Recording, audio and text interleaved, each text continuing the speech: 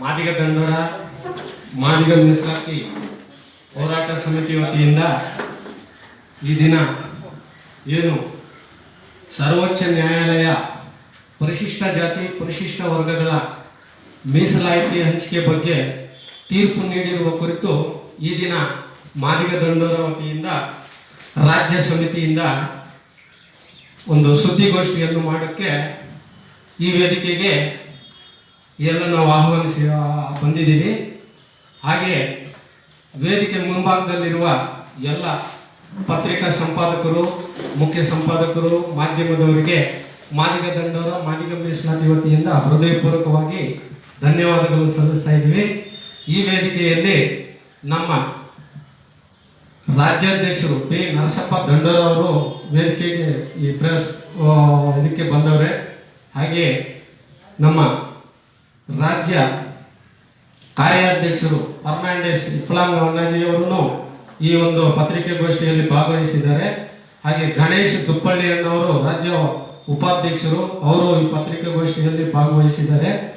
ಹಾಗೆ ಎಸ್ ರಾಮಕೃಷ್ಣ ಅವರು ರಾಜ್ಯ ಉಪಾಧ್ಯಕ್ಷರು, ಅವರು ಈ ಪತ್ರಿಕಾಗೋಷ್ಠಿಯಲ್ಲಿ ಭಾಗವಹಿಸಿದ್ದಾರೆ. ಹಾಗೆಯೇ ನಮ್ಮ ಬೆಂಗಳೂರು ನಗರ ಜಿಲ್ಲಾ ಅಧ್ಯಕ್ಷರು ತ್ರಿಲೋಕ್ ಚಂದರ್ ಅವರು ಭಾಗವಹಿಸಿದರು. ಹಾಗೂ ನಮ್ಮ ಮಹಿಳಾ ಕಾರ್ಯಕರ್ತರು ಕೂಡ ಈ ಒಂದು ಪತ್ರಿಕಾಗೋಷ್ಠಿಗೆ ಮಾಡೋದಕ್ಕೆ ನಾವೆಲ್ಲ ತಮ್ಮನ್ನೆಲ್ಲ ಸ್ವಾಗತಿಸಿದ್ದೀವಿ. ಸಾಹೇಬ್ರೆ, ಈ ಸುಪ್ರೀಂ ಕೋರ್ಟ್ ತೀರ್ಪು ಬಗ್ಗೆ ನಮ್ಮ ರಾಜ್ಯಾಧ್ಯಕ್ಷರಾಗಲಿ ಅಥವಾ ಈ ಪತ್ರಿಕೆಗೋಷ್ಠಿಯಲ್ಲಿ ಕೂತಿರುವ ಎಲ್ಲರೂ ಒಂದೊಂದು ಅಂಶವಾಗಿ ವಿವರವಾಗಿ ತಮಗೆ ವಿವರಿಸ್ತಾರೆ. ಮಾಧ್ಯಮದವರು ದಯಮಾಡಿ ಏನು ನಾವು ಮಾತಾಡಿದ್ದೀವಿ, ಏನು ಸುಪ್ರೀಂ ಕೋರ್ಟ್ ಆದೇಶ ಏನು ನೀಡಿದೆಯೋ ಅದು ಸ್ಪಷ್ಟವಾಗಿ ತಮ್ಮ ತಮ್ಮ ಪತ್ರಿಕೆಗಳಲ್ಲಿ ಪ್ರಕಟಣೆ ನೀಡಬೇಕಾಗಿ ಮಾದಿಗ ದಂಡೋರ ವತಿಯಿಂದ ನಾವು ಹೃದಯಪೂರ್ವಕವಾಗಿ ತಮ್ಮನ್ನು ಕೇಳ್ತಾ ಇದ್ದೀವಿ. ಈ ಮಾತಾಡೋಕ್ಕೆ ನನಗೆ ಅವಕಾಶ ಕೊಟ್ಟಿದ್ದಕ್ಕೆ ನನ್ನ ಎಲ್ಲ ನಮ್ಮ ದಂಡೋರ ಪದಾಧಿಕಾರಿಗಳಿಗೂ ಹಾಗೂ ನಮ್ಮ ರಾಜ್ಯ ಸಮಿತಿಗೂ ವಂದಿಸ್ತಾ ನನ್ನ ಮಾತುಗಳನ್ನು ಮುಗಿಸ್ತಾ ಇದ್ದೀನಿ.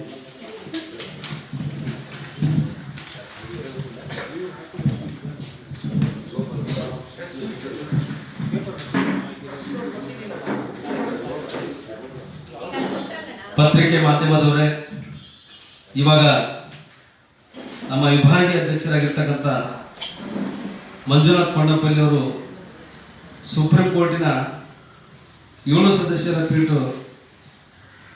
ಒಂದು ಜಜ್ಮೆಂಟ್ ಬರೆದಾಗ ಭಾಳ ಸವಿಸ್ತಾರವಾಗಿ ಮಾತಾಡ್ತಾರೆ.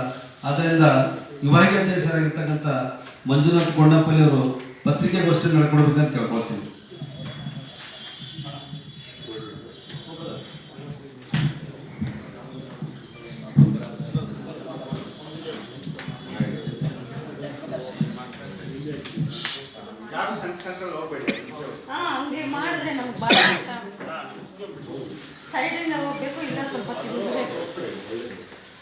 ಎಲ್ಲ ಪತ್ರಿಕಾ ಮಿತ್ರರಿಗೆ ವಂದಿಸುತ್ತಾ, ಭಾರತ ದೇಶದಲ್ಲಿ ಇವತ್ತಿನಾದರೂ ಕೂಡ ಒಂದು ಪ್ರಜೆಗಳಿಗೆ ನ್ಯಾಯ ಸಿಗ್ತಾ ಇದೆ, ಸಾಮಾಜಿಕವಾಗಿ ನ್ಯಾಯ ದೊರಕ್ತಾ ಇದೆ ಅಂತಂದರೆ ಅದಕ್ಕೆ ಮೂಲ ಕಾರಣ ಯಾರಪ್ಪ ಅಂತಂದರೆ ಸಂವಿಧಾನದ 4ನೇ ಸ್ತಂಭಗಳಾದಂಥ ನೀವು ಮಾಧ್ಯಮಗಳು, ಪತ್ರಿಕೆಗಳು.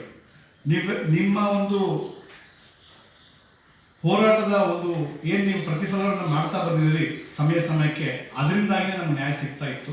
ಹಾಗೆಯೇ ಮುಂದುವರೆದು 30 ವರ್ಷಗಳ ಅವಿರತ ಪರಿಶ್ರಮದ ತ್ಯಾಗ ಹೋರಾಟದ ನಂತರ ಇವತ್ತು ಸುಪ್ರೀಂ ಕೋರ್ಟ್ನಲ್ಲಿ ಒಳ ಮೀಸಲಾತಿಯಲ್ಲಿ ಜಾರಿಗೆ ತರಕ್ಕೋಸ್ಕರವಾಗಿ ರಾಜ್ಯಗಳಿಗೆ ಸಂವಿಧಾನದ ಸಹಮತ ಇದೆ, ಒಳ ಮೀಸಲಾತಿಯನ್ನು ಜಾರಿ ಮಾಡುವಲ್ಲಿ ಅನ್ನೋಂಥ ಒಂದು ಐತಿಹಾಸಿಕವಾದಂಥ ತೀರ್ಪನ್ನು ಇವತ್ತು ಸುಪ್ರೀಂ ಕೋರ್ಟ್ನ 7 ಜನ ಸದಸ್ಯರ ನ್ಯಾಯಪೀಠ ನೀಡಿದೆ. ಇದೊಂದು